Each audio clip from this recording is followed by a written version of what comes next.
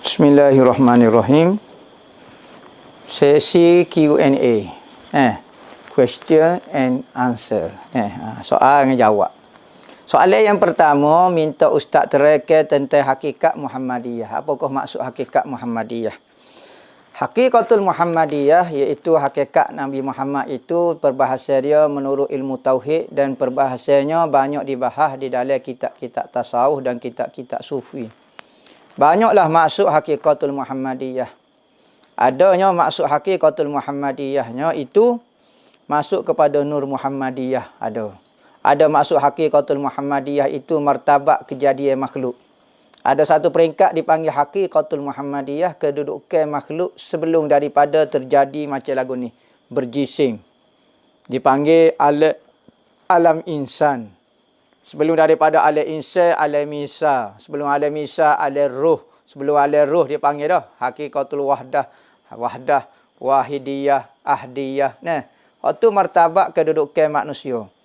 Martabat kedudukan manusia. Nah, kedudukan dan proses makhluk itu berlaku. Nah. Jadi banyaklah perbahasa dia hakikatul Muhammadiyah ini. Nah. Dia kata Muhammadiyah ni ada hakikah dia, ada hakikah dia. Hakikah dia. Bukan maksud Nabi Muhammad kau apa dia, ada maksud di sebalik dia. Ni martabat dipanggil pengajian peringkat kejadian makhluk. Perbahasa dia panjanglah.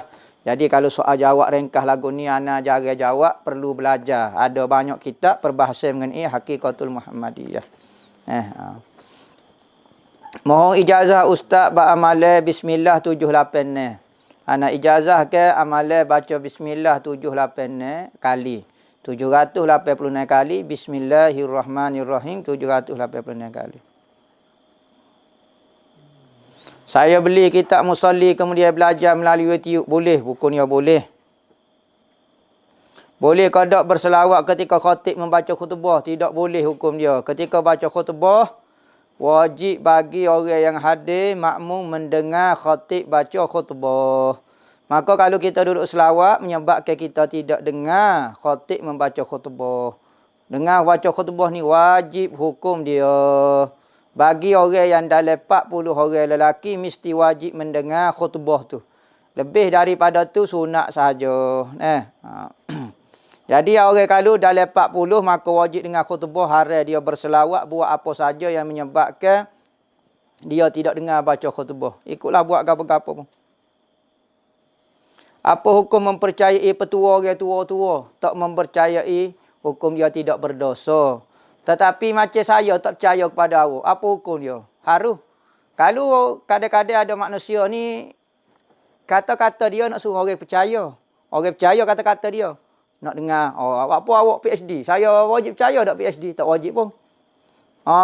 Profesor, doktor, wajib percaya? Tak wajib percaya pun. Hak wajib percaya, kata-kata Allah, kata-kata Nabi, hak tu wajib percaya. Engkau boleh bawa kepada kufur.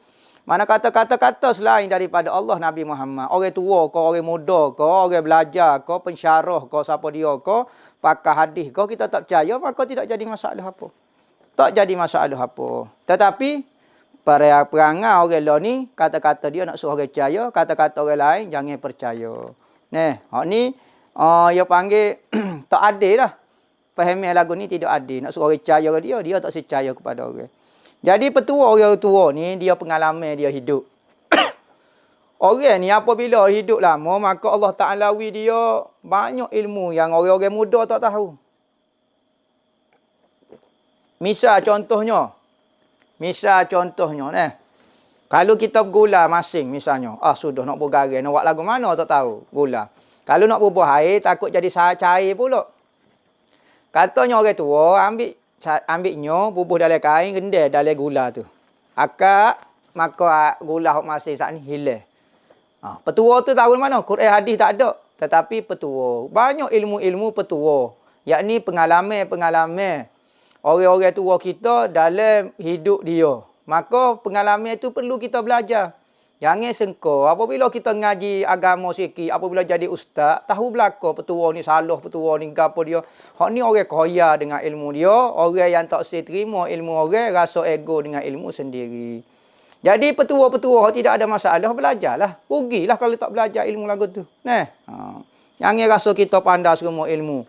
Belajar tawaduk. Kita ni ustaz pandai baca Fatihah ya. Pandai buat hukum hakim. Kehidupan dunia pun tak reti. Asal kuah pun tak reti. Pokok ni nama tak reti. Gemunggar pun tak reti. Komunitas pun tak kenal. Tak sudut kecek besar lah. Jangan jadi setan, jangan jadi iblis. Rasa pandai berlaku. Nah, belajar ilmu orang. Petua orang tua sekali pun tak ada Quran, tak ada hadis, tapi dia petua. Apa hukum pandangan ustaz student IPT? Institut Pengajian Tinggi lah, orang mengaji kolej gapo terjebak dengan fikrah Wahabi. Pandangan anaknya, fikrah Wahabi ni sesat. Bukan anak kata sesat dah. Anak tidak menyesatkan orang. Anak hanya petik kata-kata ulama menyatakan Wahabi ni sesat. Maka anak beritahu lagu tu lah. Bukan anak menyesatkan dia. Maka ulama buat mari senara kitab-kitab menyatakan Wahabi ni sesat. Maka siapa-siapa dia sahaja. Orang mengaji IPT, orang tak mengaji IPT, orang kapung, orang menoreh, apa dia. Jangan belajar Wahabi ni kerana sesat. Nah, lagu tu. Orang IPT ni kadang-kadang rasa pandai. Duduk mengaji dengan YouTube. Ada laptop sebutir sore, pakai duduk mengaji sendiri. Orang kapung mungkin dia tak tahu. Pergi balasah, tak pergi balasah, tak tahu apa dia. Nah, maka orang IPT ni rasa macam pandai, rasa macam bijak. Kadang-kadang ego, malah pergi menadah dengan Tok Guru. Malah tunduk dengan seseorang. Nah, maka belajar sendiri. Rakyat sekali pilih channel Wahabi. Jadilah Wahabi. Buat masuk lagu tu. Nah. Kelebihan dan fadilat memanah. Memanah. Banyaklah kelebihan hadis mengenai kelebihan memanah. Nah, dan Nabi pun kata, kekuatan dalam peperangan itu annal quwwata ar-ramyatu. Ketahuilah sesungguhnya kekuatan ketika berperang adalah anak panah. Maka ulama pun kata, lagu mana perang sekarang guna pistol, boleh kira ke tak? Gini. Akhir zaman, perang akhir zaman orang tak guna pistol dah. Nah, orang tak guna pistol dah.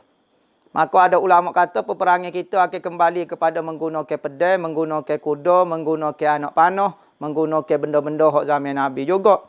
Kerana apa? Kerana lah ni kita tengok dari sudut masalah cuaca, suasana, sehingga ke Yahudi sendiri percaya. Kata kita akhir zaman akan perang menggunakan pedang. Dia ni pengeluar senjata Yahudi apa dia apa semua.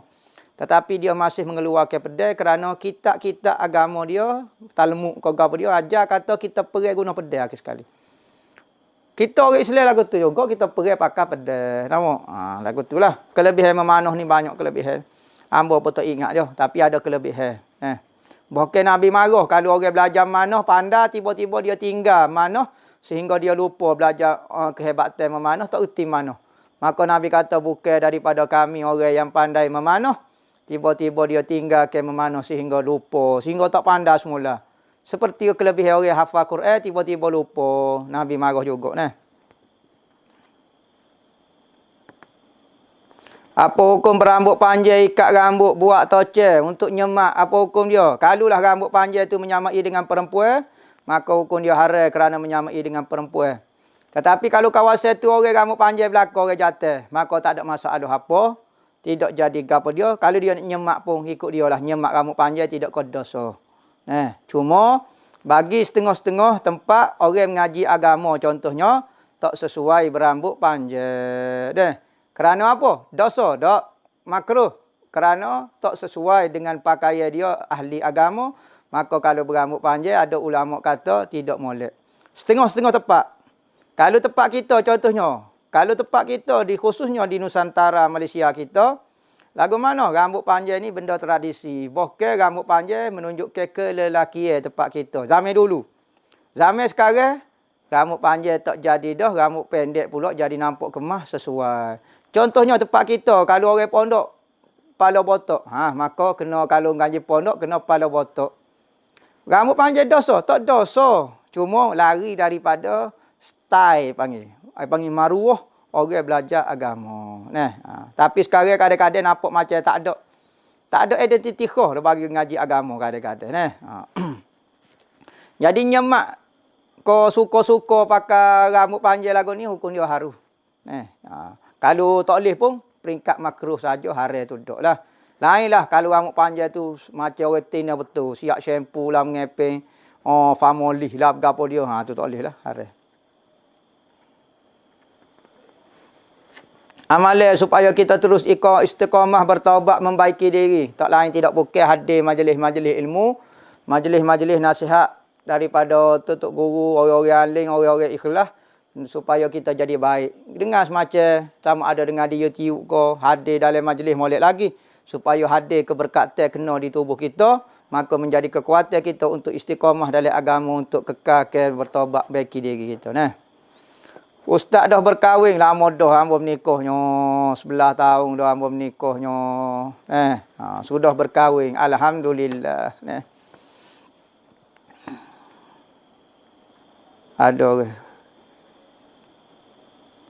orang suka pada kita suka kat orang lain gano nak buat welong tepuk dada tanya email kita lah hok mana kita nampak benda tu molek pada kita adakah orang yang kita suka itu lebih baik untuk agama kita, okey, ambil dia. Tapi kalau orang yang kita suka itu tak baik kepada agama kita, tapi orang lain yang suka kita tu lebih baik agama, pilihlah dia. Jadi nilailah sesuatu bukan menurut nafsu kita, pilihlah kerana agama, pilihlah kerana Allah, pilihlah kerana Nabi Muhammad. InsyaAllah pilihan kita akan dibimbing, akan diberkati oleh Allah dan Nabi Muhammad.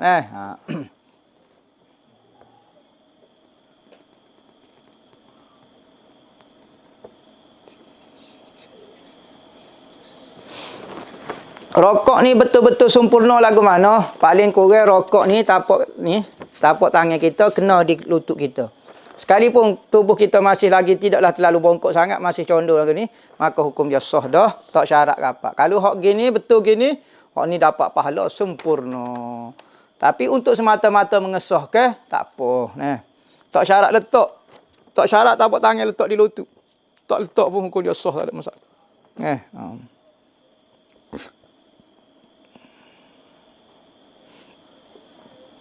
Makrak ketika baca dalam sembahyang tidak sempurna, adakah sembahyang itu sah hukum dia? Cuma kalau baca Al-Quran kena belajar sampai pandai. Sampai bila kita nak baca dengan tak betul lagu tu. Belajar lama-lama biar pandai supaya betul baca Al-Quran kita. Sekalipun semaya kita sah lah ni. Makrak tu dia. Sebab makrak ni payah kadang-kadang tebal nipis. Dan bergantung dengan guru. Guru sebut lagu ni. Ada setengah guru ni kata lagu ni. Misalnya Tok Guru orang Iraq misalnya. Orang Iraq suara dia lagu ni, baca. Hak ni mengaji dengan Tok Guru Yamin, suara lagu ni.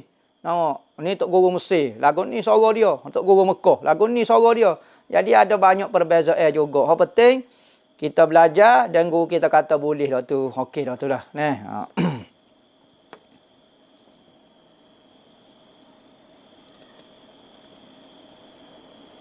Boleh kodok kita panggil saing kita atau panggil sahabat kita dengan gelar Habib atau Syekh. Oh ni saja-saja buat menganyi ke dia. Kau lagu mana ni sebenarnya? Kalau dia saik kau gapo dia boleh lah kita panggil Habib. Bagi tapi biar sesuai lah. Syekh ni orang hebat, orang besar. Ni panggil Syekh belaka. Orang kafir, gapo orang Pasik pun panggil Syekh, orang Goni pun panggil Syekh. Takut jadi menghina kalimah tu pula. Lagu tu lah. Benda tu tak jadi kau dosa tapi benda tak sesuai buat.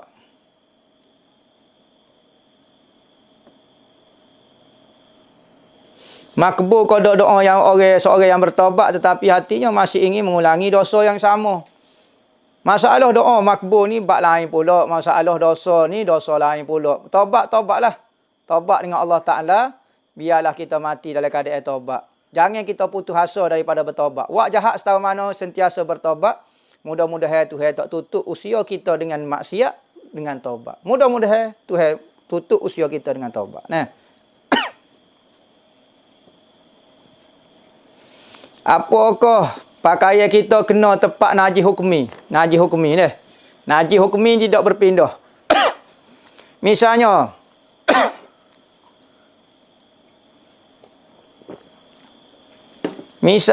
ni bekas ni tepat ni kena najis hanyir babi.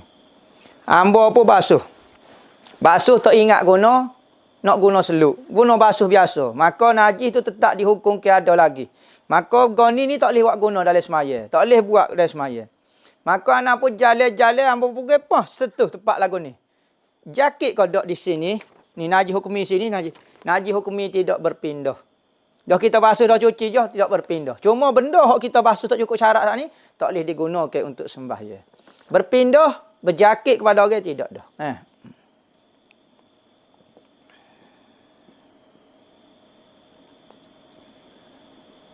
Apa hukum sembahyang bagi perempuan yang bersanggu tinggi? Hukum dia tak ada masalah apa.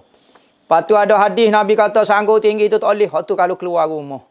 Kalau duduk dalam rumah, nak boboh tu sapoh ke, nak boboh tiada go atau apa tak ada masalah apa. Hak Nabi larang, sanggu tinggi keluar rumah. Orang Arab ni kalau sanggu tinggi, orang tak berapa nak juru. Sebab apa?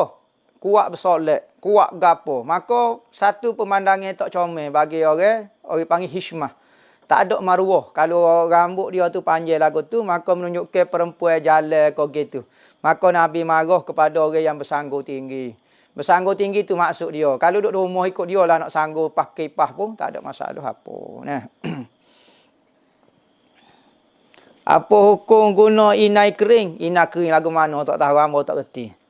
Kalau inai plastik lah ni tak boleh tu. Dia menutup payah kita nak ambil semaya. Lukis.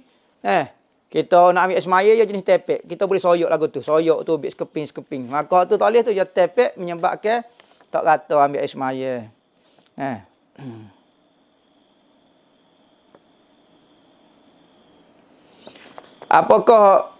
Adakah lebih baik kita sedekah semua duit simpanan atau simpan sedikit untuk masa depan kita? Tengok siapa dia ke kita. Kalau kita ada tanggungjawab, kita ada tanggungan nafkah, maka jangan kita paksa isteri dan anak kita tasawuf supaya kita, tawakal supaya kita. Wajib kita kena beri makan kepada dia. Kalau kita sedekah belaka berdosa kerana menyebabkan kita tak beri nafkah kepada dia. Nabi Muhammad tawakal tinggi tapi dia masih berhutang untuk nafkah gandum isteri-isteri dia. Jangan paksa orang. Kalau kita duduk sore tak ada masalah apa, kita tak usah makan, kita tak usah minum, kita tak usah gapo dia ikutlah. Tak ada masalah apa, tapi kalau kita ada tanggungjawab, hukum dia wajib kena beri tanggungjawab nafkah tu. Jangan beri semualah, jadi nafkah tu kena cara juga. Kecuali ulama kata kecualilah keluarga dia redha. Macam Saidina Abu Bakar. Wak mari semua harta dia. Apabila tanya Rasulullah tanya, dia kata saya tinggal Allah dengan Nabi Muhammad. Maka anak-anak dia, isteri dia pun lagu tu juga tak apa. Tapi kalau isteri kita tak sanggup, jangan hukum dia haram.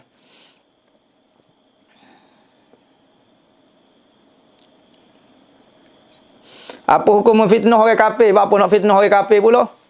Perbuatan ini adalah berdosa. Fitnah itu berdosa. Fitnah kepada siapa-siapa dia, buat zalim kepada siapa-siapa dia, kepada orang kafir.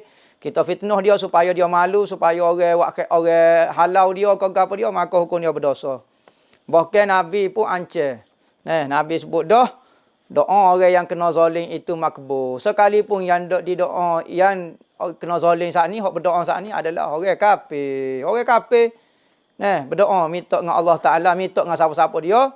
Kerana apa? Kerana orang buat zalim ke dia, insya-Allah kabul. Jadi tak juru orang Islam jangan buat lagu ni, malu kat orang. Nabi Muhammad tak ajar.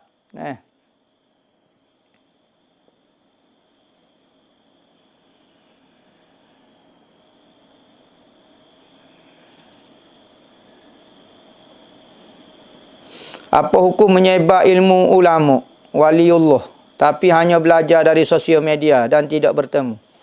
Lagu mana ni? Menyebar ilmu lagu mana ni? Ilmu waliullah lagu mana? Ilmu rahsia-rahsianya. Ya gini, ilmu ni ilmu ada peringkat boleh dibahagi kepada orang awam kerana mudah difahami dan tidak berlaku silap faham dan fitnah. Ada ilmu ni perlu dipelajari secara terperinci pada waktu yang sesuai bagi orang khas dan tertentu kerana ilmu ni sulit untuk memahami dan menimbulkan fitnah. Lagu itulah.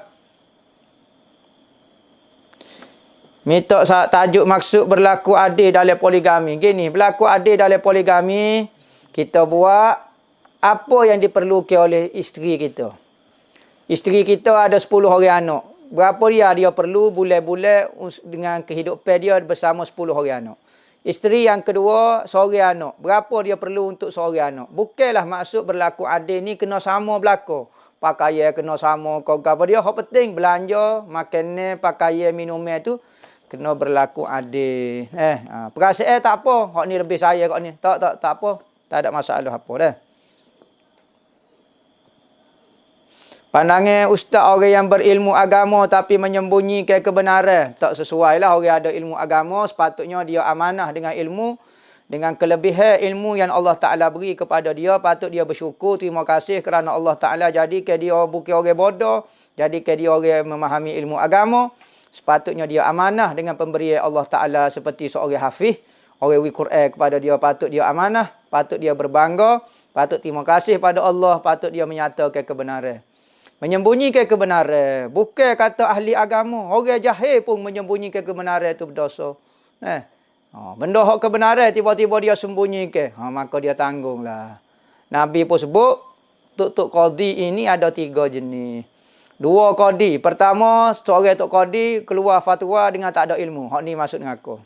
Kedua, ada ilmu tapi menyalahi ilmu dia. Orang ada ilmu tapi dia berfatwa menyalahi ilmu dia.